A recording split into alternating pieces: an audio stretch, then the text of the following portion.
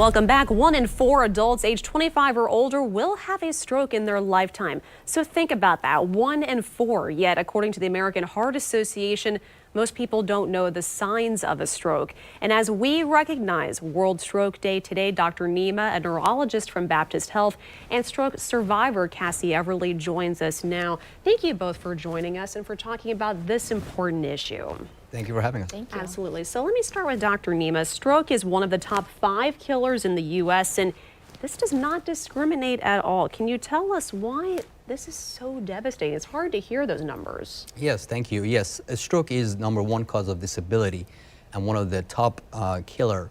And the problem with the stroke is most of the signs and symptoms people are not familiar with. And stroke can happen to anyone. As you hear the story, stroke does not discriminate and it can happen to anyone. So it's very important to know signs and symptoms of stroke. So let's turn to you, Cassie. I know that you had a stroke. Was it about a year ago, I was hearing? It'll be a year on Monday. Oh, wow. Yeah. I bet that brings back some emotions. A little bit. So there is a misconception that you have to be older in order to suffer a stroke. You were clearly not there. So can you tell us about your experience so that our viewers can hear your story? Of course, yeah. I was 32 a year ago, and I had no signs or symptoms leading up to it. I was always referred to as the easy patient by my primary physician every year for my annual physicals. I went to Pilates that morning, picked up coffee on my way home, and we went out and took our dog for a walk. And when we got inside, it just hit. It felt like a broken record. I couldn't move forward. Oh my gosh. Did you have any health issues leading up to this that may explain anything? No, I had a partially herniated disc earlier last year, but there was nothing that would have directly caused a stroke necessarily.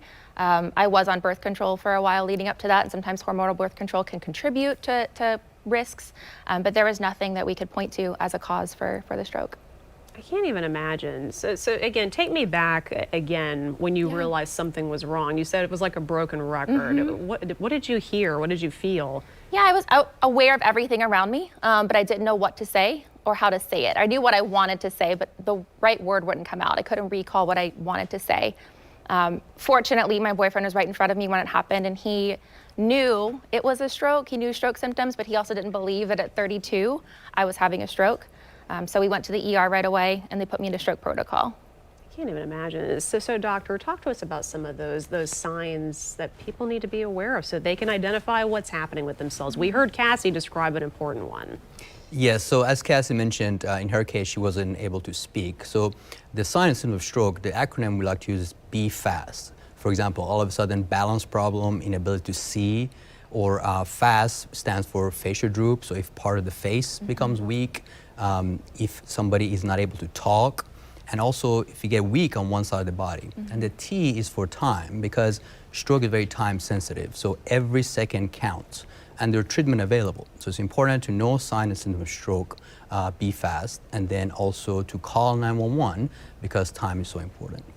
Time is everything. What can people do to prevent this possibility? Is there anything people can do? Yes, there are risks of stroke, such as high blood pressure, diabetes, high cholesterol, poor lifestyle. But you need to know your risks and talk to your primary care doctor to control those risks. Now, some people may not have those traditional risks, such as Cassie, so it's important to know the way to prevent a stroke, but sometimes, stroke can be caused due to more uncommon reasons, such as Cassie's case. We only have about 30 seconds left, but if someone in your family has had a stroke, because I'm learning so much from you right now. If someone in your family has had one, are you at greater risk there? Yes, so some of the reason for stroke can be genetic. So I think it's important for everyone to be screened by the primary care doctor about their cardiovascular risk factors. And again, some strokes can be treated. There's treatment available. So if you notice anybody has stroke, call 911 and make sure you go to the right place because there's treatment available. Very important information. Thank you so much, doctor. And thank you for sharing your story, Cassie, with our viewers. This is so important. Thank you very much. Thank you.